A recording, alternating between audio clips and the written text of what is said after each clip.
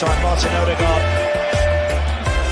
Zinchenko from Ketty, in it's four. Martinelli tiptoeing in. Predatory, perfect. There is a gorgeous arrogance about Arsenal now. It really is. They are enjoying every second of this. Hello and welcome to Not Another Arsenal Podcast, aka the Hector Bellerin of Arsenal Podcast. My name is Mike Hers, your host. And today we are going to talk about the absolute spanking Arsenal gave Atletico Madrid in the Champions League. You'll love to see it. Another shutout. Somebody's going to look up the stat. Chris, get your Google fingers. But we have gone unbeaten at home in the Champions League ever since Senor Mikel Arteta took over. We have some ridiculous records going on, some insane defensive records, some insane home records. It's a good time to be an Arsenal fan. Don't let the one random loss disappoint you. I would say enjoy the shit out of this season. We're going to talk about that. And of course, we're going to talk about the great news that was received today by one David Ornstein regarding the renewal or the contract extension, should I say, for one Max Dowman. Talk about that first and foremost. As always, the introductions. Kelly, welcome back, Kelly. Hey, thanks for having me, man. Yeah, this is, I was talking about when we're in the waiting room here, a great way to avoid the Minnesota Vikings existing, who both in everywhere in the world, because it's on Amazon Prime, you can watch my favorite American football team get absolutely slaughtered and spanked and every other kind of tortured. But it's worth it for us because our lives are miserable and it's important that we stay that way. But talking about the good team that I support, yeah, it'll be nice. We got a Premier League win, and we got an absolute paddling to Atletico Madrid, and we have some slot cope. We have I wore my German national team jersey in honor of the 2 assists for Florian Wirtz, which obviously means that he is entirely worth the $140 million they paid for him, says the internet.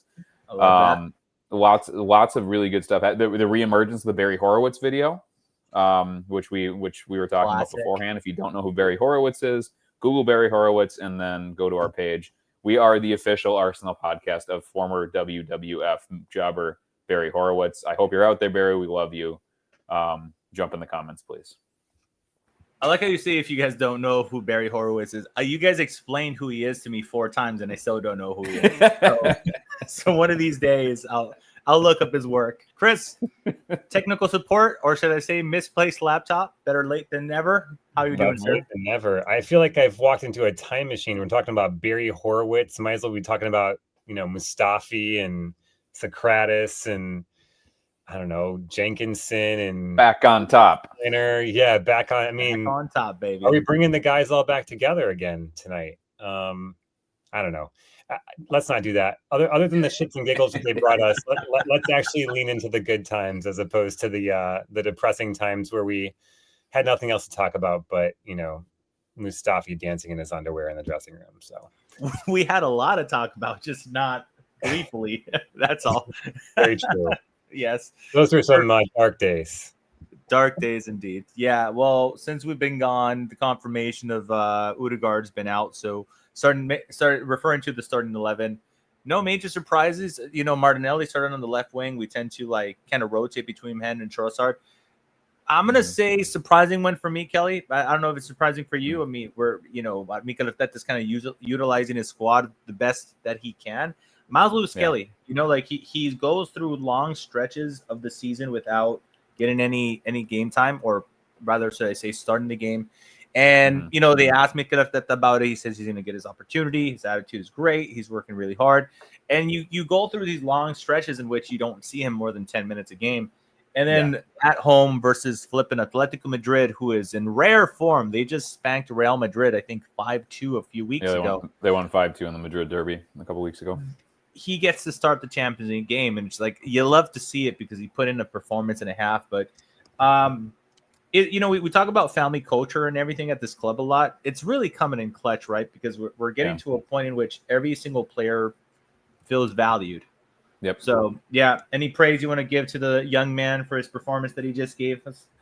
Yeah, I mean, both of the guys that rotated in were very good for their rotation value, right? So I think I think one of the most interesting things are, and I kind of, whether it's implied or direct, I think that Martinelli is kind of being made into like a Champions League specialist. Maybe a competition where he's going to have more open field to run into. The kind of slog of having a packed defense is less there. I mean, again, that's Martinelli's crypt. I mean, Martinelli has a couple different kryptonites. He's not Superman. He's like if Superman had took one of those allergy tests and there was like 4 other stones from throughout the universe that like perked up on his back. Like he's a relatively flawed player, but the things that he does really well, Europe seems to highlight that. So there's more space, less maybe familiarity with his tricks. He comes in having usually not started league matches. So he has tons of energy, and so he can kind of do 150% energy in overdrive and be really effective. With Lewis Skelly, I honestly think that the plan was probably to rotate them. And the assumption based on Calafiori's entire career was that he was going to have Knox and be managing it. And he's just been super healthy for like 3 months. And he's been playing really well. So I kind of think that they were just like doing the hot hand thing and probably telling Miles, like, when we have cups and when we're in Europe, like, we will rotate you. It's just in the league, this guy is in really good form, and we never know how long we're going to have him before he's going to start picking up the kind of soft tissue injuries and knee tweaks that has been kind of a hallmark of his career. Now, is it possible that Calafiori just plays 32 or 33 Premier League games and starts 50 matches this year? It's possible, certainly, but it doesn't think it's likely. But what you got to appreciate about Miles is that instead of being insulted by that, instead of feeling like, hey, you're going to cost me the England squad, like, what are you doing if you're not playing me? He just comes up and just bosses and has one of the best games of his career after not playing. And again, playing against, I mean, Simeone's kid is no joke. Sorloth is no joke. Like, Griezmann came on. Like, there's a lot of really good. I mean, Julian Alvarez, I said during that match, like, as we were playing, like, that's the 3rd best striker in the world on form right now, behind Haaland and Kane. So, like, and to be part of a defense that completely just smothered him out of the match, like, Miles is a special player. And again, and also too, not just playing a reserved within himself defensive match, which we'll get to, but like doing the expansive turning and sprinting and carrying that makes him a truly special midfield prospect too, an all-around footballer.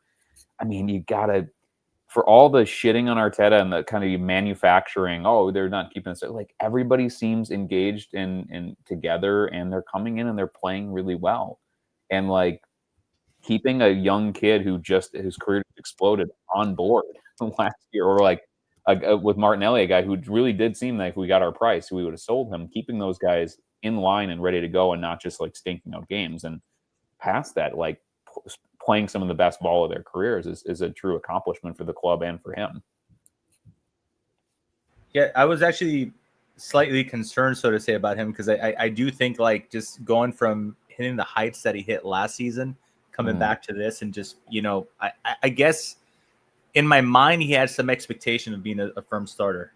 And the fact that the season hasn't played out like that at all, it was quite surprising for most supporters. So the fact that Calafiori is healthy was surprising for most supporters.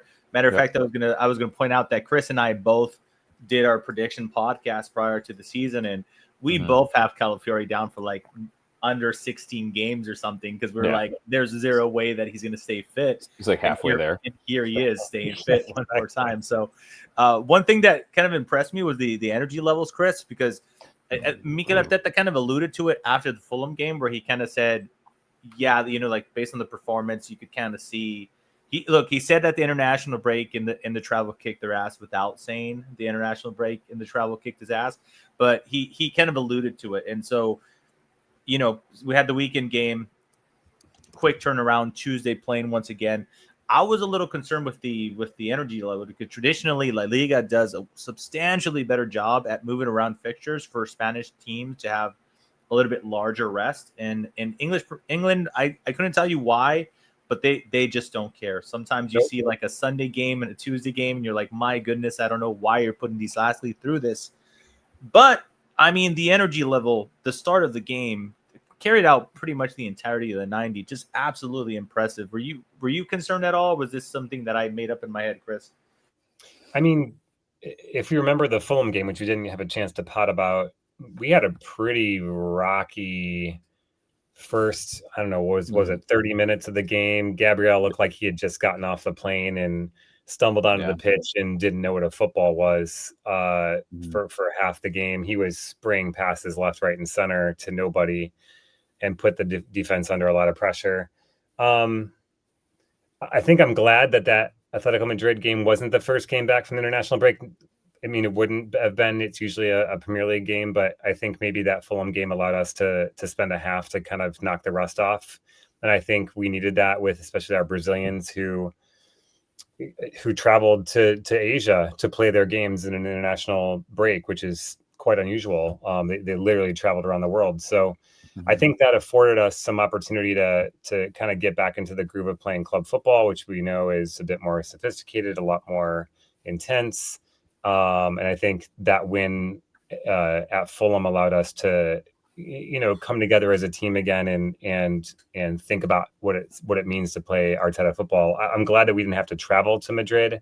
I think that would have been maybe a bridge too far in terms of asking this team to come back from international break and play really sharp like we did at home. So I think playing at home was a help. But given the way that we played, it's hard to imagine us, going to Madrid and losing that game. Certainly, I don't think we would have won 4-0, but I think playing at home helped us. So yeah, I mean, I didn't think about it in the moment, Mike, only because I feel like we played the first half, even though we didn't get a goal. I feel like we played the first half pretty well. We kept them in their half for almost the entire first 25 minutes. We had some decent chances. I'm sure we'll talk about some of them. Our back line looked like really on it. So any concerns I might have had about Gabriel, for instance, coming back from all of his travels was unfounded. You think about who else started in the game. I'm looking at the starting lineups. I mean, I think from the very get-go, it was clear that their fullbacks wanted nothing to do with our wingers. I mean, Bukayo Saka and Gabriel Martinelli just absolutely roasted Llorente and Henko, I think his name is. That guy had no idea where Saka was at a given moment. And for some context too, as we know, Llorente is like a utility player who's been playing right back. He's a good attacker, and he's basically a midfielder playing right back, but is not super pacey. And Henko is, I think, new to the Atletico. I vaguely follow Atletico Madrid. Feyenoord, I think, is where he came from. Yeah. Yeah. Where did he come from, Chris? Feyenoord, I think. Yeah. So, and he at least initially appears kind of, he's more robust, but he's not very fleet of foot. So putting those two guys on Saka and Martinelli with a rocket up his ass is not a good idea. It really isn't, especially when they're not going to have any possession of the ball. So sorry, Chris, jump back in. No, it's fine. I mean, I think it was really interesting that we were looking to play in behind off of their fullbacks and in between their outside center backs, on the outside of their center backs quite regularly. And I think, we got some real joy from that. I remember one that as they put Bukayo Saka through and Saka tried to lift it over the keeper, and the keeper made a good save. I think there was a couple other opportunities. This might have been in the second half, but Zubimendi does that double touch kind of flick to Gyokeres, who tries to then flick it around the keeper, who also makes a good save. So I think we find a lot of joy in the center of the pitch because we were really targeting that space in between the fullback and their center backs. And we don't usually see those kinds of openings, those kinds of holes in a Premier League defense in the way that they play us. So, I think it afforded us a lot of opportunity to go up early. We didn't take it. Luckily, the second half was a different story. Yeah, another brilliant way would have started the game was the deflection of the Eze shot. I think within 5 minutes it deflected off of the defender, hit the post, it hit this crossbar. I thought it had gone in for a split second. I was coming back to my TV, so I saw the little rainbow-ish kick. So I got way too excited for absolutely no reason. But it was a brilliant start. I was excited and happy about the actual overall energy about the game. And then we did have one. We gifted them their first shot, if you will. If I'm not mistaken, this is his first, second shot. Now, I thought it was kind of funny. I saw this comment online, Kelly, where they said that David Raya has so much credit in the bank that it's kind of like you don't get upset about it. You kind of just laugh it off almost. And obviously, in hindsight, 4-0, it's something very easy to laugh off, right? Even if we would have finished the match 4-1, it would have been something really easy to laugh off. But honestly, man, I am just, for as little football as that man plays, because of the back four that he has in front of him, I'm still, all jokes aside, I was shocked that he did it. Like I'm just not used to him doing clumsy things like that, and the fact that he made it all the way out, I was just kind of baffled about it. Yeah, I think I told the football gerbil too that he let his intrusive thoughts win. It was nice to see Jerby back, by the way. He's been running in his maze. He's been drinking his water bottle. I think there's he got in one of those like get out of the cage big rolly ones where you can push around. And so I think he made his way all the way to the old Highbury Stadium and was in there for a while. But I can't confirm or deny that. But yeah, I think he just so Raya is one of those guys where I say every time in one of our back channel chats, whenever I see Raya get the ball, I always call it out because of how funny it is when it's like, oh, there's Raya. Like, he shouldn't be there. And then I think Tim Stillman posted because he was at the match. Like, Raya was playing like 40 yards outside of his goal when we had possession of the ball. He was like playing just off, like a step back off of his own center line when we had it at the top of the 18, which is like, if you've played football, it's like not super far away from where the ball is. And actually, they had a leak out or a run out, I think, of one of our corners where he slide tackled the ball out like a step into our half, and there was nobody there. So, like, if Raya doesn't get to first of all, if he doesn't stay up that high, it's a 1-on-0, and he's just standing at the top of his 18 waiting for whoever it was to get there because there's no defender there. There's nobody else there. And if he doesn't get the ball, it's the most ridiculous dog so red in the history of football because he's going to blast the guy at the halfway line with nobody in the 50 yards behind him. So, like, it's one of those where it's absolutely stupid. It's him, I think, getting wound up because he's Champions League match at home. He's basically not touched the ball in like 3 hours besides like goal kicks and simple possessions. Like, he hasn't had to make a save in like 2.5 matches. And I think he just got squirrely and just went, oh shit. And then kind of did fairly well, but you can't recover that space. So yeah, it was dumb and lucky, but I mean, maybe we need to like let somebody like take a short dribbler at him because I'm pretty sure I saw a bunch of people posting. It's like, yeah, that's like the first shot on goal besides the miss-hit cross that he's dealt with in like 3 hours or something like that, or 3.5 hours. I'll take that over him, chasing down pigeons behind the goal. Or like Vicario did. I think Vicario had to make like 11 or 12 saves for that shutout yesterday for Spurs. Oh, the 0-0? Yeah, that was absolutely. I had a peek at some hashtag stats, and the amount of shots that they allowed and the amount of shots on target that they allowed, I was like, holy shit, they must have been really busy. So yeah, Vicario was standing on his head for sure. Yeah. Fuck. Am I gonna I'll save it for last. I'll save it for my random thought. You almost got me on a completely different subject. Here. Just reeling me in, Kelly. A quick reminder, just our defense, Saliba and Gabriel cost us 60 million combined. And I don't feel like that's stated enough. And it should be stated all the fucking time, to be completely honest, because we have two absolute elite monsters. One in particular, Chris, is spectacular at scoring goals, and spectacular at scoring goals from set piece, which just boils the piss out of, I don't know, human beings that don't like goals from set pieces because so good. So good. I don't understand it, Chris. And we'll probably talk a little bit about the comments that we see in the media and comments from rival fans and stuff like that. I've been indulging because I keep on getting sent by one particular friend haters reactions. I don't normally partake, but I gotta tell you, the anger level goes up when it's a set piece goal.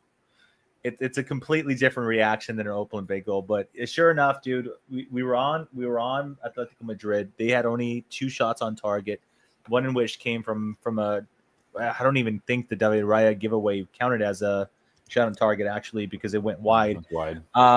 We shut them down again. This is a very offensively bright team, scoring a lot of goals in La Liga. We did great there, and we were just waiting for a breakthrough. We've been cracking and probing the entire game, and sure enough, 56th minute, we get a corner. And I just absolutely love the comments that I see online, Chris, when it's like, for fuck's sake, they're going to score from there. Somebody said this it was somebody that was on Tom Canton's The Gunner Talk podcast. He had people on, and he said that he likes it in the sense that it's almost become a self-fulfilling prophecy. Yeah. Like everybody was like, for fuck's sake, Liverpool's going to get a penalty. For fuck's sake, they're going to get a jammy, or Fergie time, they're going to get this extra time, and they're just that's what our corners have become. Essentially, we get a corner and people consider it like a half a chance at goal, which is not something very common within football. So once again, Big Gabby, bro. What's the record right now? The most goals scored since moving to the Arsenal as for a defender? Yeah, that is the highest scoring defender since he moved by like a demonstrably large amount of goals. Like, it's not close. Like, he scores a ton of goals for a center back. I was thinking about this. I was watching the highlights before we came on, and I reminded myself of one of the first games that Gabriel played for us, and he tried getting underneath a header to clear it, and it was kind of low, and he misses it, and it goes off his shoulder, and I think the other team scored. And my initial thought about Gabriel was like, wow, he's a unit, but he can't head the ball. And boy, was I wrong, and probably anybody else who thought that, because, I mean, maybe the most valuable part of his body is his head, and the way that he is able to connect with crosses, with corners, with set pieces like he did in this game. And he's just so damn accurate with it. Not that this goal was necessarily difficult to score. I mean, Rice put it right on a plate, right on the top of his head, right in his stride. So all he had to really do was just run right into it. He was going to score anyways. But he scored so many goals for us in so many critical situations where we've struggled to score, not in this game, but struggled to score in the past. And his set piece has been the difference between 3 points or 1 point and 3 points, or 0 points and 1 point. And you can't underscore how necessary that is for a team, any team, because every team goes into these lulls where they have a hard time scoring from open play. I mean, even Manchester City sometimes runs into those situations, and you need to have someone, you need to have a talisman, you need to have a lucky charm, you need to have someone you can rely on that can get a goal kind of from nothing. And he routinely does that more than anybody else. I mean, Saliba is just as tall as he is, but Saliba is nowhere near as efficient in the air in terms of scoring that Gabriel is. And I think it's it's something that he's worked on. It's a technique, it's a skill that not every center back has. So yeah, it's a great goal, but it's also made really, really nice by the Declan Rice delivery. I think it's also probably a testament. Like, he came here as before he got to Lille and played one season at Lille, he had not spotty is incorrect, but he had a really inexperienced kind of haphazard. Yeah, he played. I think he played in like Ukraine, maybe he was kind of bouncing around all over the place, and he was viewed as this kind of like big lumpy prospect who was kind of a late bloomer. And the idea that now this guy is like 4 years on is like maybe the best attacking center back in the world, and is like competent passing, because that was the big knock on him. Really, he couldn't barely kick a fucking football, and now he scores goals all the time. Like, and I do think that like the flick onto Trossard too, where they like were so clearly trying to mark him and it didn't matter. There has to be an oh my god, here we go thing that's happening, where it's like there's a line in the movie Catch Me If You Can, Mike, which I'm sure you've never heard of. But it's like, why do takes place in like the 1967. It's like, why do the Yankees win the World Series? Is because they always win the pennants, because people can't take their eyes off the pinstripes. It's like when Gabriel goes up, there's something about when he goes up where it's like they hold on too tight and he gets away. Or there's like, you're standing and watching because you're sure something is going to happen this time. And that's such a huge thing. And no matter what, like small, fat former Arsenal Academy guys that had a cup of coffee at Spurs will tell you, like, winning them. Remember, there's like, it's maybe the extension and kind of the end game of like, remember, like it was 2 seasons ago, I think, that there was a picture that Stuart McFarlane took in the tunnel where it was like Raya and Ben White and Gabriel and Saliba just staring, like, and I think maybe it was Timber, so it must have been the beginning of last season or something, but they were looking across with like completely stern and serious, like at the other club that they were playing, and you couldn't see them, but it was just them all very, very seriously staring. There's something to that's happening, I think, right now with Arsenal, where it's like, especially the defense, like the other team is holding on too tight and they're thinking too hard about how they're going to defend set pieces. That one right there. With Kiwior there. And so like there's something I think, and you don't want to do the aura thing because it's something that's been beaten to death by social media and like made trivial and stupid by the amount of like stupid, weak people that talk about it, either in jest or try to use it seriously and fucking horribly misuse it. But like, there's something, it's like Fergie time, right? There's something to, if you keep doing something well, it's a self-perpetuating thing where our players have the utmost confidence in that situation, and they'll do a little bit more. And they'll focus in a little bit more and attack the ball and deliver the ball with a little bit more confidence. And the opponent, no matter who the opponent is, and Atletico Madrid is one of the most fearless clubs, and that manager and their culture is one of the most fearless, combative cultures in all of world football.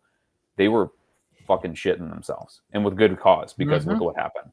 And I think that there's something to being great at something that is pure, that's a combination of physicality and technical ability, technical delivery and ability, or in the delivery, and then physicality and getting to the ball. That is like soul crushing when you're playing against them, because they know what's going to happen and they can't do anything about it. You can't stop the cross because Declan Rice is a free run up to the cross, and apparently you can't stop Gabriel because he got a goal off a header and he pulled it back and created like a 0.9 xG chance off of it. So like, and that's against Atletico Madrid, which I think we're underappreciating how difficult even this iteration of Atletico Madrid it is to do that. And I saw a still frame in which they had during one corner, wasn't the corner in which he scored, they had like 5 defenders on him. You know, we often talk about, I often talk about my frustrations about Gyokeres, the whole creating space thing. And I was telling you guys for the last couple of weeks, like, hey guys, okay, but I need goals just on the creating space thing, just for banter purposes. That's creating space. There's like 5-6 fucking players on him every single corner, because they see him as such a threat. It's such a great place to be in, I would say, as a team. But moving on to the second goal, I'm going to stay with you because I just lost Kelly, Chris.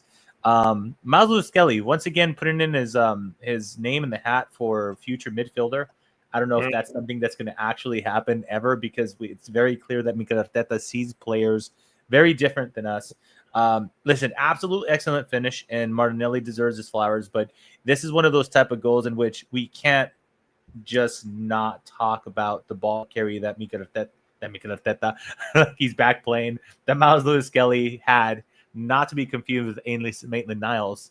I got this one this time. I'm wide awake. I'm doing well. Just absolute monster personality of this kid. It's carry the ball 10, 15, 20 yards, and then put a beautiful pass to Martinelli, who catches the ball and shoots in stride. You guys know that I'm a sucker for a shot in stride. All good times, man. I mean, this was almost back to back within minutes that the first and second goal fell through, and you could just see the shock and the disbelief in the players, and of course, and Simeone, who master plan must have fallen apart, because I forgot to mention this before the first goal, but I think our first goal happened right when he made 3 subs, and it must be such a punch in the gut to want to impact the game tactically to your favor and to concede 2 back-to-back goals in such quick succession. So talk to me about newfound form, Martinelli. How are you feeling about him? That's a great point you made about Simeone. You know, the first goal goes in, he realizes that the game state has changed now. He can't play it tight. He can't use dark arts. He can't try to play for the draw, at least in terms of protecting a 0-0. He's actually got to go for it. He brings on attacking subs, which leaves them open, and we put 3 quick goals in succession by them in like 12 minutes. So, and basically the game was over when that second goal went in, because there was no way that team was going to score 2 goals on us, let alone 1 goal. So I don't know if you saw the imagery or the video, Mikey. I'm not even sure that this is a common thing, but the camera caught Simeone crying. He had tears rolling down his eyes after we scored the 4th goal. I did it. Is that a real thing or an AI thing? Because I generally don't know anymore with the shit that's going on. Unless I've been deep faked like crazy. I saw a video. Amazing. I didn't see like an AI kind of like moniker or label. He's thinking about the shitty cold shower he has to take after this loss. Exactly. Okay. How he's been mistreated by Arsenal. But to your point about Miles Lewis Skelly, what can you say? as an 18-year-old to do that, to have the bravery to kind of dribble through 4 or 5 guys in midfield. I mean, it looked like he had been inspired by the gauntlet that Calafiori had laid down, where it in many ways looked like something that Calafiori would do. He'd take the ball and find a pocket and dribble through a bunch of players and then lay it off to somebody and find himself, in a place where a left back traditionally doesn't find himself. But he I think demonstrated a couple of things. One is bravery, but then in terms of physicality, his ability to stride past a number of defenders. He shakes off another defender who tries to ride on his back. And I think a less mature Miles Lewis-Skelly would have gone down there and drawn the foul. And I think he loves to do that. I think somewhere I read something like he draws like 3.9 fouls per 90, which is quite high. And you want that in some cases, but when you're attacking a back line like that, I think you want a guy who's going to stay on his feet and try to make the killer pass, which he does. And so kudos for him for the bravery and for staying on his feet, because in doing so, he makes an excellent pass to Martinelli. And then what can I say about Martinelli? Someone said Martinelli's best when he doesn't have time to think. He just relies on instinct. Yes. And that's exactly what he did. Is he hits it first time. He doesn't allow himself to overthink it, to dribble into a cul-de-sac, to, dribble one way, dribble another way, and then pass it backwards. He takes it first time. And I think if you guys have seen the stills, Oblak is very well positioned to stop most goals from there. But I think it's the short backlift, and I think he's not necessarily expecting Martinelli to hit it first time, that I think catches him a bit by surprise. And it's the placement, and I know Oblak gets a little bit of a hand on it, but it's the placement right inside that inside post. It was very Thierry Henry-esque in the way that he hits it from that left channel, that I think, it's the placement, it's the early way he takes it, it's the short backlift that I think is just really excellent. So kudos to Martinelli. He is, as you said, Kelly, becoming a bit of a Champions League, I think, dependable player. I mean, I think if you were to ask me who am I playing on the left-hand side in a really important game in the Champions League, you might have a hard time talking me out of starting Martinelli on the left-hand side just because of how well he plays in the Champions League. Even with Madueke fit and Trossard fit, I think I might actually start Martinelli in most cases. Yeah, I think, in this competition, he has his confidence, and he's what I saw very little of, which we know that Martinelli and some, I think BX might post that he's kind of in his bag now. When he doesn't do that thing where he stands with the ball on neither foot and just stares at the guy, he did that very little of the standing doing nothing and then figuring out which side to push and run to in this match. And I think that just we've talked about this on this pod before, that why do people want to, why would Max Dowman do a scholarship plus pre-pro contract with Arsenal when he can make more money elsewhere? Because people want to be happy and feel valued and included and all that type of stuff.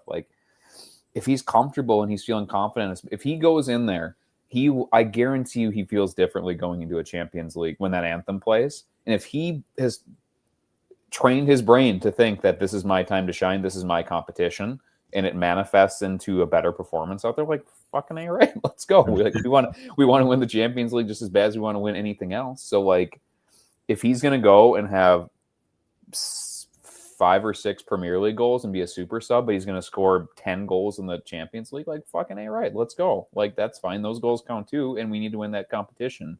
And if it means that he has a little bit more confidence and a little bit more room to run, then great. We have so many matches this year that even if he's psyching himself out for Premier League matches, or Arteta prefers the type of steady control and more concise and reliable finishing and threat that Leo provides, even if he doesn't have the athleticism, then fucking great. Why not?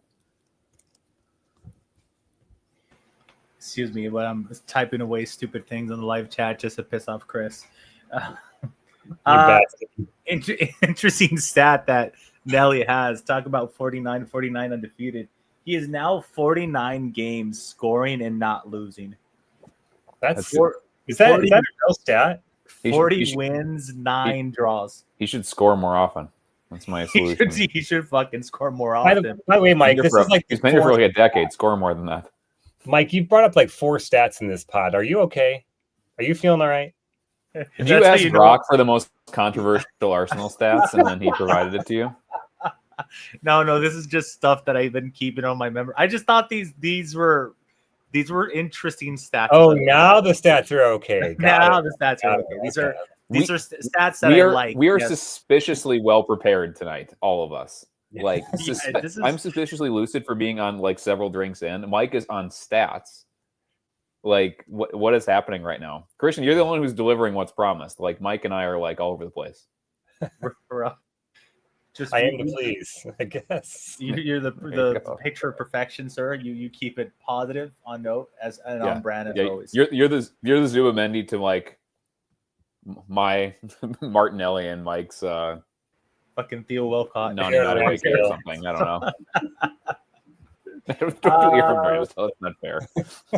Third goal was the Gyokeres one. I think it developed with Martinelli on the left, crossover. Eze tried to have volley at incoming, didn't quite work out for him.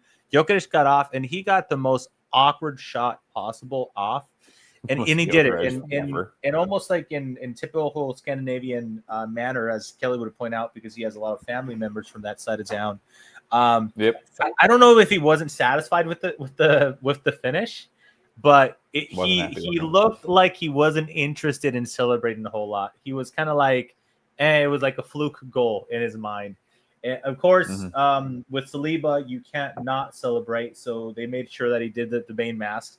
Of course, but regardless of the type of goal it was, it's great for confidence. And as a striker, I'm sure he loves being praised as much as all his teammates praise him. Because Arteta praise him and say, hey, he does so much, bringing the space, working hard. We all spoke about this. I think we did it before the last international break extensively, in which we said, hey, he's doing really good at things we didn't know he could do, and he's doing kind of really bad at things we expect him to do. And just for him to get a brace in such a big game must be just absolutely great for him. So I'm gonna talk about both goals collectively, Kelly. I kind of half described the second one. The first one, the second one from him was another corner. Gabriel once again finds himself in space and somehow makes it to the ball, crosses it. This time around, it was more of a poacher's goal, if you will. He was in right spot, right place, right spot. He nudges it in with his thigh, and this time he's off. He's celebrating full. He's loving it. 4-0 the Arsenal. We got the iconic picture now with him doing the Bane thing, with Nelly and Gabriel doing the eye thing. Scenes at the Emirates, man, absolutely amazing. You love to see it. How important is it? I mean, he didn't score the goals against the teams we expected him to score, like Fulham, but Atletico Madrid in the Champions League, not a bad place to score a goal, Kelly. No, and I think it's difficult when you're a striker who's been so prolific. I mean, basically up until this season, I think he had an 8-match span where he's basically been playing full 90s in all competitions. He's the only pure striker we have now, and he went 8 matches without scoring a goal. And again, I look at it from like Arteta's perspective, where Arteta's fucking thrilled because this is I think I posted like our defenders have outscored like some key Liverpool attacking additions this year. And so it's like, this is like Arteta's nirvana. Like, this is Arteta having everybody in the team in the first 11 scoring 1 or 2 goals to make up your goal thing. Is like, that's the point. That's what football is all about, is being so unpredictable and so threatening over the course of the team. You're not singularly reliant on this, like, one goal scorer, right? But for somebody who scored 50 goals in the last couple of years, that's not sufficient. That is not enough. He wants to score 20 Premier League goals and wants to score 10 goals in the Champions League, and he wants to be pushing 40 goals in all comps this year. Like, that's what his expectation is. And even if that's not realistic, like, that's what he wants. So I'm certain that no matter what type of pep talk Arteta and the coaches have been giving him, he's like, you are doing all this stuff for the team and we are winning. So we are very, very happy with you. He still wants to kick the ball. He's used to doing that fucking celebration once or twice a week, every week, forever and ever, amen. And he hasn't been able to do it in like a month and a half. So the first one, he's almost guilty. And the second one, you go, you know what? If I'm going to put it in with my dick and balls, like, whatever. This is great. Score. That's fine. And honestly, like, the first goal that goes in where he's basically tackling the ball in the net and like hurts Hansko hitting it. Like he goes after the loose ball so hard that it like injures Hansko for a couple minutes. And I don't know if they had to come out there, but like he absolutely blasts it into his standing legs so hard that the guy keels over. Like, I don't think there's any doubt that Gyokeres wants to score goals. I don't think there's any doubt that his tenacity and hold-up play and all the things he's doing for the team are really important. But I also don't think that there's any doubt that there's no replacement for scoring goals for strikers. And especially a striker who prides himself and just won whatever in the hokey Ballon d'Or awards thing, won best striker in the world over guys like Holland and Kane and Julian Alvarez and stuff like. So there's some professional and personal pride in like having an output and having a reasonable output and not being like, yeah, but he's not scoring goals, but. So I think it makes a big difference. I appreciate, even though he's Scandinavian, is self-critical and feels almost no joy in his life as somebody who is half Scandinavian. And we often caveat our successes and way over-index our failures. Like seeing him be excited and be hyped and again, like getting some Western Hemisphere love from the Brazilian guys is cool. Like I think there's a lot of like good culture signs there, and I'm sure it's, I don't know, man. It's good to see a guy who's worked really, really hard and basically had no breaks at all ever, and is just running himself into the ground for the club that he's only played at for a couple months. See him score 2 goals on the world's biggest stage and getting credit. And I think he got the, I think he might have gotten the match or the player of the match too, above Gabriel, which is maybe not deserved, but I'm sure from the club perspective, it's probably like welcome.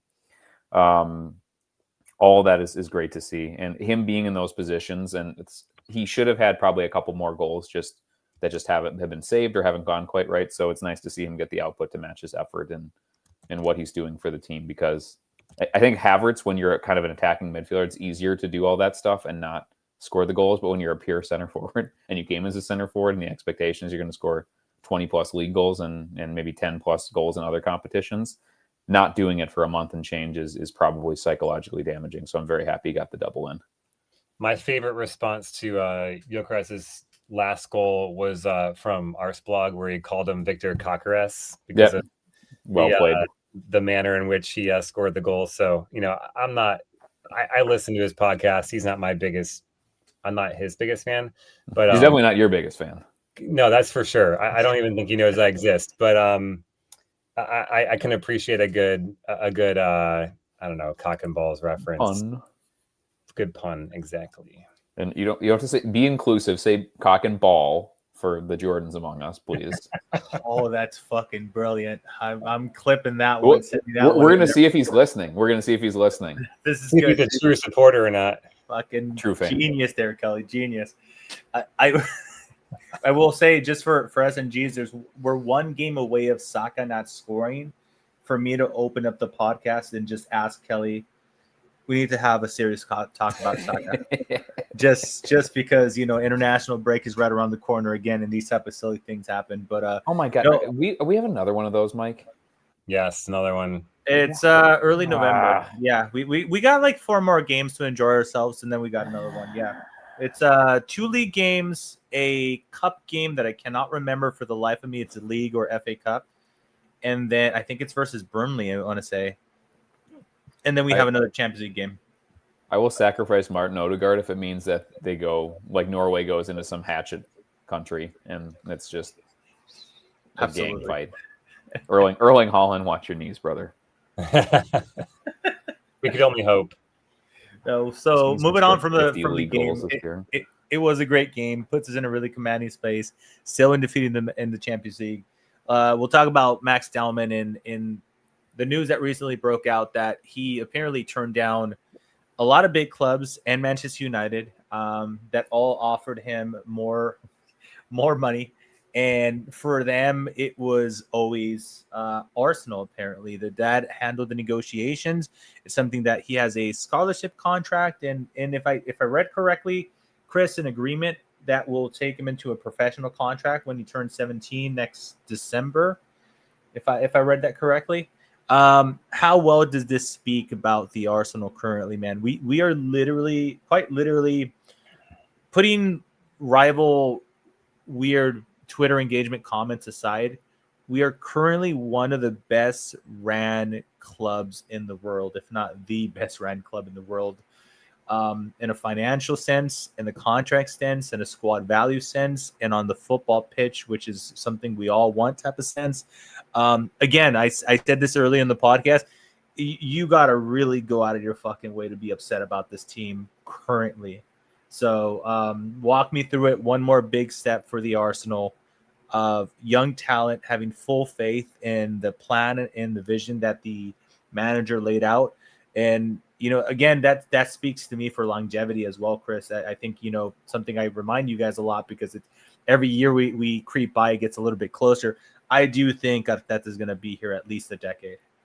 I think we still have them, for a few more years. So it's just wonderful to see these type of players commit long term to the club, and I think it just speaks absolutely well for us. And you can see that we earned high praise from our players, our ex-players, players that play against us, opposition managers, literally everybody but like O'Hara, Carragher, and fucking Neville at this point. Chucklefuck twins, yeah, exactly. The Chucklefuck twins and O'Hara, yes, are the three people that would not give us our flowers. But outside of that, we're a well-ran club, dude. I mean, when Arteta arrived, we all kind of understood that he wasn't going to be perfect, right? In 2019, December, whatever that was, he's made mistakes. We've all probably had a moment where we were like, I doubt that maybe he's the guy to take us forward. I think the one thing he got right from the very beginning was understanding that you can't build a winning football club if you don't have a winning culture. And he's created that from the very get-go. Say what you will about his tactics, about if you think he plays too conservative, if he's made mistakes in the transfer market, put all that shit aside. We've invested in creating a winning culture that values commitment at all costs, that values aggression. It values, even saying no to maybe more glamorous payouts from other clubs. I mean, how many players that we really wanted to stay have left since Arteta arrived? I can't think of one. I mean, Cheeto Obi Martin is not a player I'm really weeping over right now. The other guy, Heaven, who went to United. I mean, can you think of anybody else that, like, maybe at the moment you were like, well, it kind of sucks that guy left, but what's like the most that I could think of, and it's funny because we all know how his career panned out, and no, I'm not going to say Guendouzi. I generally liked Ainsley Maitland-Niles. Yeah. I thought there was a good footballer there. Had he had a better head on his shoulders, I think Miguel Arteta would have found some usage for him, but he just didn't want to be part of the squad. He wanted to be part of the first team. So I'm scraping the bottom of the barrel. I don't want to detract anything from your point. I think your point still stands spectacularly. I was just thinking about him. I mentioned him earlier, and I do think that he was a decent footballer, just unfortunately maybe not surrounded by the best people. Go for it, Chris. No, absolutely. Yeah. So I think what we're seeing in the commitments of Waneri, who is courted very heavily by Chelsea and City, Miles Lewis-Skelly, Saka renewing, Saliba renewing, despite the fact that Real Madrid were reportedly after him. Gabriel feeling like he wants to, retire here and then, like set up a hotel room inside of London Colney for the rest of his life. Seriously. I mean, we've got guys killing themselves, rejecting reportedly bigger payouts to stay at Arsenal. And what's that down to? It's down to creating a winning culture. You can't put it down to, well, we're winning trophies left, right, and center, so we want to stay. And obviously we'd all like to see that. But when you've got a bunch of guys who are committed to the cause, that love playing for each other, that fight for each other, that have never said a bad word or even hinted at a bad word about the manager or the club in the press, it seems like everybody's just really united and committed to what's happening and where things are going. You can't help but feel really optimistic. And so a guy like Max Dowman, who's 15, who's been a part of the club for a number of years, sees that and says, I want to be a part of it. He sees Saka, he sees Miles Lewis Skelly, he sees Winery, he sees their development and says, I want to be a part of that while I'm at a club that's about to be on the precipice of winning big trophies year in and year out. So, yeah, it's a big get. I mean, who knows where he's going to end up. I don't want to go too big, and we always like to have like huge opinions on academy kids, but he's got a chance to be the crown jewel up there with Saka as maybe the best academy player we've ever produced. Obviously, he's got a lot to prove in order to make that happen, but you don't play as a 15-year-old in a Premier League game because you're terrible. You play as a 15-year-old in a Premier League game because you're amazing already. Mm-hmm. And you've got a lot of room to grow from there. So yeah, it's a big commitment from him to the club.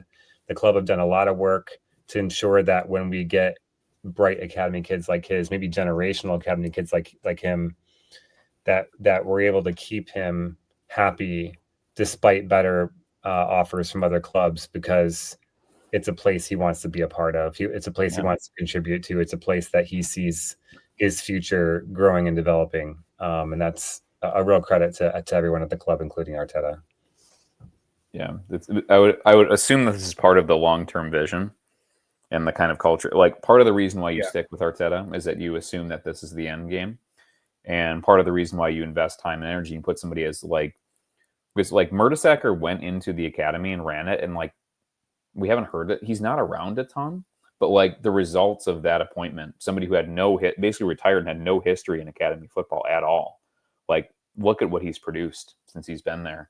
And the fact that the disparate, I mean, Aiden Heaven and Chido Obi Martin leaving, they went directly into Manchester United's first team. It's a shitty United, but that's still an incredible compliment to the team. And if you, we're looking for edges. We're looking for a small edge. And a lot of the criticism of Arsenal that's become so frustrating is that because of effective coaching and analytics, we found these edges within matches that have turned it into our favor. And it's obviously cheating, right? It's cheap.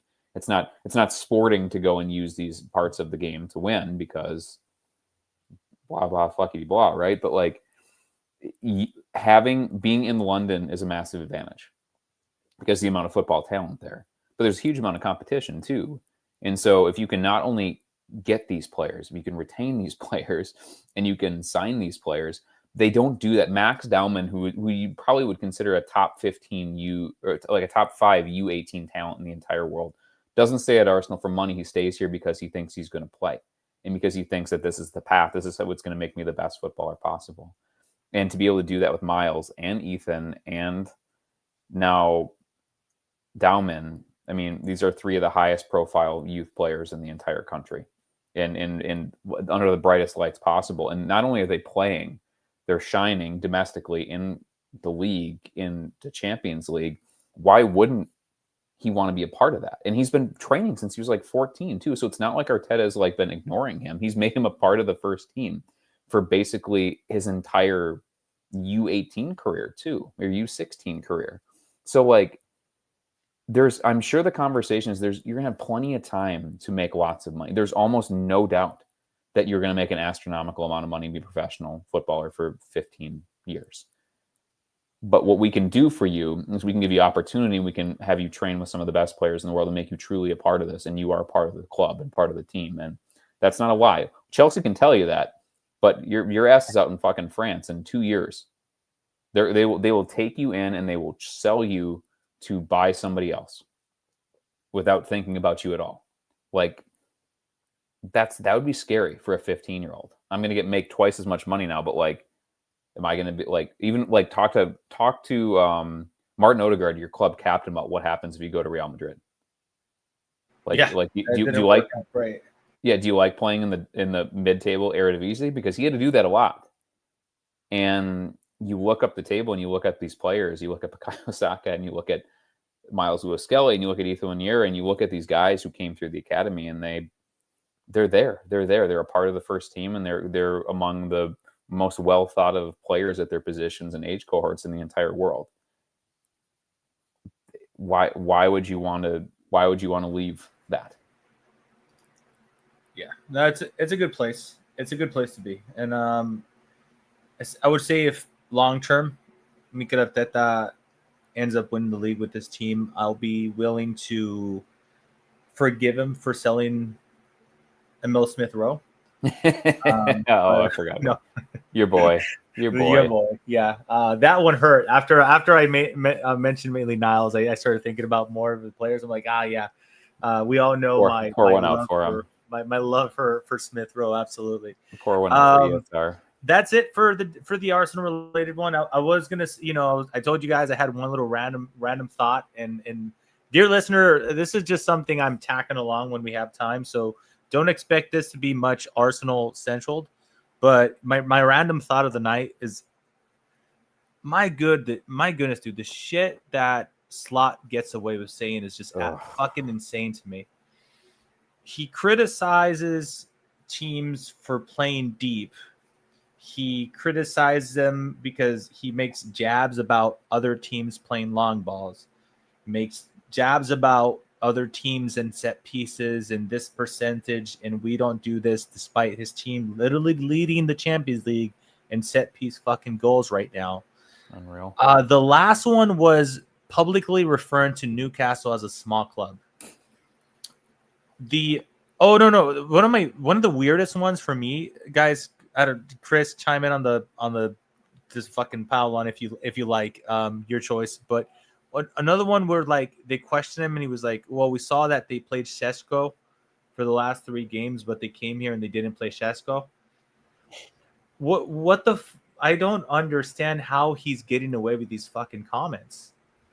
He gets away with it because he won the league last year, but I think it's that winning shit, huh, bro? It's like, I'm telling you, it makes crazy go away a little bit.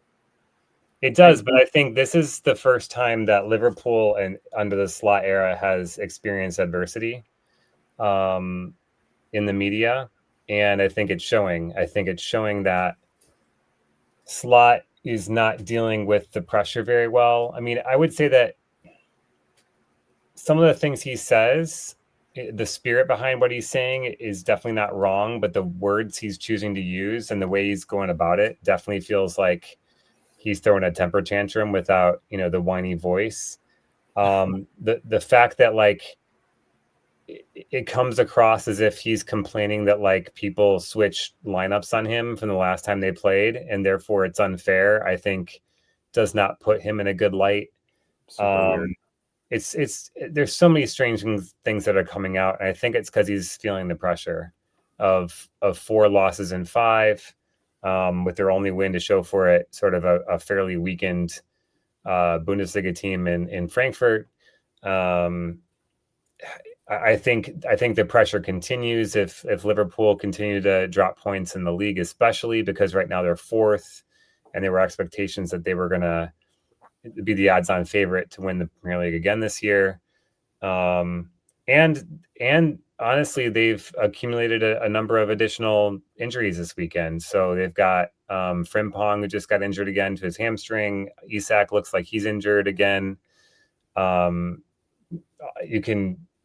can give or take like whether that's a good thing or a bad thing for Liverpool. He's not been good for them. It means Ekitike plays more, which I think he's actually been pretty good for Liverpool. So it might be a net positive that it simplifies Slot's choices in terms of the starting lineup. But all that to say that, yeah, if Arteta started talking in the ways that Slot talks by deflecting responsibility onto other things, we would win the game if that other referee over there was reffing our game. Like if Arteta ever said that, he would get absolutely murdered in the press. That's another one. It was a penalty in the Champions League, but it's not a penalty with us. Yeah, I remember it was last season, I believe, that literally the media personality, whoever the journalist was, asked him about the ball and the League Cup. Yeah. And he literally just responded to the question that was asked to him. And then the headlights within 24 hours was he's blaming the ball, and that's the reason they lost. Yeah. When factually, he never fucking said that. Charles in the live chat brings up the whole Carragher blaming Carragher and other pundits blaming us, and O'Hara, of course, that were ruining football because between the long throws at pieces and the low block, even though statistically speaking, other teams do it more often than us. It's really weird. But the slot thing, I'm just like, every time I hear a comment, I'm just like looking around, like, is anybody paying attention to this shit? Because like he's doing this a lot, and he's just getting away with it.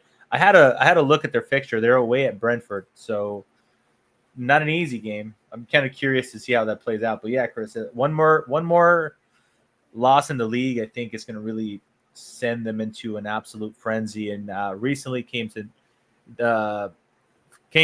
light early in the morning that Mo Salah has removed majority or all of his Liverpool stuff away from his bio, from all of his social platforms. I don't know if he's protesting something. I don't know if he's taken away from the game. I don't know if he's pushing for a move away for the club. I couldn't tell you, but alarm bells, I guess. One more loss within the league, like you said, I think it would really highlight and put some like pretty intense pressure on them. All is not well in Liverpool. Yeah, all is not well. You can see the cracks from the outside. And I don't know what to make of the Mo Salah thing either, but that's not usually a good sign when your star player decides to remove all connection to the club from their kind of online presence, because that's really the face of that player to the world. I mean, we don't get to interact with our heroes in our day-to-day lives, and so the way we interact with them, quote unquote, or the way we think we're interacting with them, is through things like social media. And when they divorce themselves from the club that you say you love in pretty public ways, that usually doesn't end up very well. So who knows what it means? It might mean he's gone after this year. It might mean that, he's gotten a lot of abuse and this is his way of saying, I'm not going to take it anymore. I don't really know, but not a good sign. To your point, Mike, real quick about Jimmy O'Hara. He's an idiot, but what I thought was hilarious, and someone pointed this out to me on social media, is that while he's going on his rant about how Arsenal is ruining the game because we are doing so many long throws, in the background, on the screen behind him, is an image of a Spurs player doing a long throw. I think it was Jed Spence. Yep. Not to mention the fact that he supports Spurs, which are managed by Thomas Frank, who is the one who actually brought the long throws back into vogue. And oh, by the way, Spurs have a lot more long throws this season than Arsenal do. So his whole thing, his whole shtick is quite transparent. It's, let me say the most insane shit about our Arsenal, especially because I know I'll get clicks and I'll get responses, and that's really what mainstream media has come down to, because they can't compete with fan specific channels and mediums. And so what they've done is they've decided that they're going to rage bait everybody, and that's the way they're going to get eyes and ear and eyeballs and attention, and therefore advertising dollars to prop them up. Because certainly, honest journalism isn't paying very well. What is disappointing though is that like this is, and I think maybe this is shocking for us as American sports fans, and we get shit on as Americans regarding sports a lot, but like really our like main like the Sunday Night Football, that like it's usually a mix of human interest and like unbiased like factual reporting, which is crazy given our news network climate here. But like really there's not this kind of agenda driven like kind of tabloid shit doesn't really happen in American sports. Like it would be if like Ryan Clark is one of the big guys that gets shit on over here because he says outrageous things, but he's on like a shock jock morning show on ESPN or Fox Sports or something like that. If somebody were to go on like basically the equivalent of like Sunday Night Football before the Sunday night game in America and said something like this, the entire sports journalism community would be up in arms if they were like doing trolling bullshit with no basis in fact. Like this stuff from O'Hara is so transparently like an agenda driven, and somebody who's a card carrying Spurs fan. It's no basis in fact. Like they must have done no research. They just put Jamie O'Hara on with a microphone for like prime Fox Sports or Sky Sports during like a really popular segment. And he's just talking a bunch of bullshit. And like there's no standard to, hey, should we be doing this? Is this accurate? Doesn't make any sense. Like, why are you bringing Arsenal into it? Can you speak more generally? Like, it's really clearly and obviously to inflame Arsenal fans and pull the supporters of other teams online and on Twitter and on Facebook and social media to point and laugh.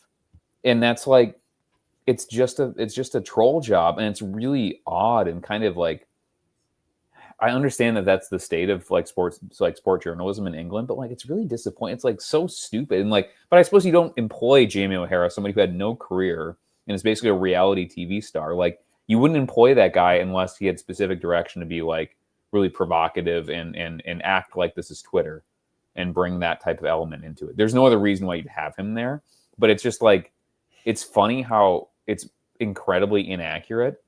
And like, you couldn't get a better avatar for like stupid, puddle deep, like half-baked football takes than Jamie O'Hara. Like, he is the poster child for that. And I'm just happy that they had enough dictionaries backstage to get him up on camera, because it would have been really awkward if he was going and saying this opinion on long throw-ins from right here.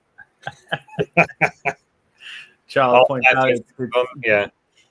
Charles pointed out in the live chat that British football is built on tribalism. They are so tribal that they got their club banned by UEFA. So it's just, again, because us three on the channel right now, we consume a lot of sport through American eyes, so to say. And it's kind of like, I even thought about it when like Neville lost his shit when Maguire scored against Liverpool. I was like, generally I thought about this, like, great that they lost. I celebrated that goal as well. Yeah. However, dude, if you're like a poll like supporter and you're watching that game, you don't want to be dunked on by the commentary. No, it's just incredibly embarrassing and unprofessional. And the thing is, you don't even have a choice about watching your team play, so you have to sit there and you have to listen to this really, really biased broadcasting. Let's say we play Man United, God forbid, at the Emirates later this year, and we're forced to listen to Tweedledee and Tweedledummer, and all of a sudden he goes nuts when United scores. I don't have any sort of recourse for saying, I don't want to listen to this, I'm going to go to this other channel and watch the game. You're forced to listen to it, and you expect to be able to listen to an unbiased commentary, but that's not what you get. It's almost like you're watching a fan channel broadcasting the game. It's so skewed towards, and I think like Carragher does this, but I think Carragher is the better of the like one club, like cheerleader pundits. I think that's fair to say. But like the stink of like the Ferguson era United is just so dripping off of all the commentary and all the angles. All of those motherfuckers have media positions and just drench everything in like. Are they sometimes kind of harsh on United? I guess, but like, even when they sit down, what is their little like fake fan show where they bring like fan media on there and then make fun of them? The one where Clive Palmer's on there sometimes. It's ironic. It's ironic Like, that you say. I don't know what it's called. I know what you're talking about, but just because what you said is, if a fan channel does that, I would say the mainstream media would criticize them for being whatever, like too tribal or whatever, and yet these guys get on there and do the exact same thing. For likes and interactions, just for literally hate interactions. What is that name of the show? They have a representative of all the big clubs. They include other clubs. But they have from United. They have fucking crazy guy, and then they have Neville there. They need big hair guy to represent United. Day number 466 if I'm not cutting my hair. Which again is the funniest thing ever, that a drunk old Man United fan grabbed him by the hair and was screaming at him in the last home match because he said, "You're profiting off of our downfall," which is kind of true. I can't remember. Losing money. He must have lost a job. Is it called like the Rap, or like the rapper? Like, it's something stupid like that. It's like the overlap. The overlap. Okay. Okay.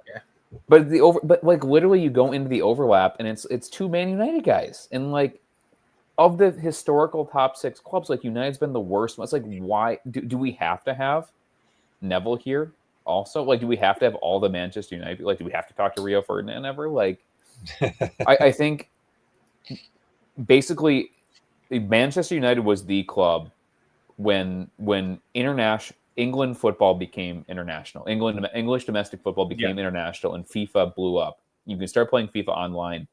It was Fergie time United.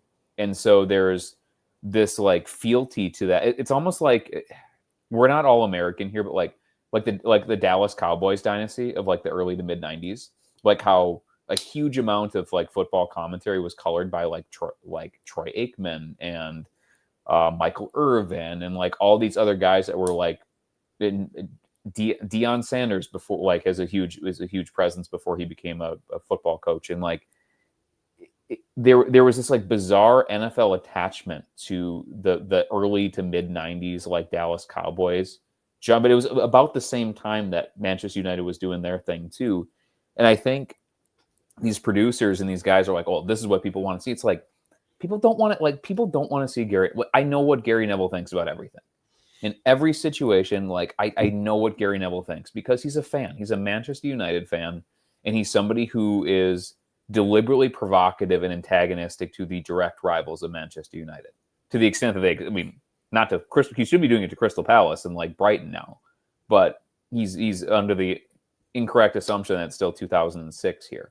But like, it's one of those things where like I understand it animates us, and I understand that like I shouldn't react to it because I'm just giving them clicks. But like, at some point, you can't let Gary Neville and Jamie O'Hara talk about how Arsenal are ruining football, and it's had no basis in fact. It's just a complete fantasy of middle-aged weirdos who love attention. And like, honestly, like the Gary Neville thing too, that's like, how far is he going to ride being David Beckham's best friend? Like, honest to God, like, do we need Gary Neville here? Like, can we not have anybody else from the history of Manchester United that is like less obnoxious and more substantive than Gary? Like, how long are you going to be the guy who's like semi-articulate that's David Beckham's friend? Like, can we just get David Beckham? Like what else did he's it's like if we went into if Arsenal won a bunch of stuff and we went into the future and it's like, now Leandro Trossard with another angle. It's like, why we of all people are getting Trossard? Like, why him? He was like the 10th best player on the team. Like, why is he here? Why can we not escape from Leandro Trossard in the year 2038? That's what Gary Neville is, and that's what bothers me so much. And like, I guess maybe there's a situation by which they like age out, or Manchester United is so irrelevant for so long that they just kind of go away in the same way that like for one of my clubs, like Lazio just went away. Like Lazio were like a force in Serie A in like the late 90s and early 2000s. They just went away because they were too bad for too long for it to matter anymore. But like, I don't know, man. I'm just like, Jamie O'Hara shouldn't be on international television and Gary Neville shouldn't be on international television. And we shouldn't have to deal with two United supporters who are actively cheering against the primary rivals of Manchester United from when he played all the time. That should not be part of our consumption that we have to deal with. That should not be force-fed to us every time we watch football. Completely agree. And boys, you guys performed absolutely amazing for my my random thought of the night. Thank you so much. I always know I could throw anything at you guys, and you guys will roll with it. We'll talk about anything, man. Anything and everything football related. Absolutely love it. I'm going to end the podcast there. Thank you so much. As both of my co-hosts finish their preferred beverage of the night while I drink water. I need to buy beer, guys. I've been no beer having podcasting for. This is me. I'm drinking bubbly, bro. So I'm not drinking. Okay. That makes me feel a little bit better. It's just me here. I'm like just you, man. I'm not on the H2O. Oh, for God's sake, you guys. That's all I got going on. I'm sorry. I'm telling you, it's around the holidays. I will do better next time, Kelly. That is for sure. It's dry October. Sorry. Yes. I'm self-employed on a Thursday. What else am I doing? What else are you going to do? Absolutely love it. Yeah. My name is Mike Hurst. I've been your host. Thank you so much. My good friend Kelly. You can find him at Out South Metro AFC on the Twitters. Chris, of course, you can find him at West Suburban AFC. Live chat. You have been absolutely awesome. Yeah, you got to do it the Gyokeres way. I'm still waiting for somebody to do this too, by the way, so they could complete the 3 monkeys. You find us on YouTube live chat. As you already know, you're here with us. If you can, spread the word, tell a friend, retweet us on Twitter if you don't mind. Just try to get a little bit more people into the podcast. I would sincerely appreciate that. For you audio heads, in case you don't want to see our ugly mugs, you can find us on Spotify and Apple Podcasts. Boys, until next time, come on, you Gooners. Right foot this time, Martin Odegaard. Zinchenko from Ketiate, it's 4. Martinelli tiptoeing in. Predatory There is a gorgeous arrogance about Arsenal now. It really is. They are enjoying every second of this.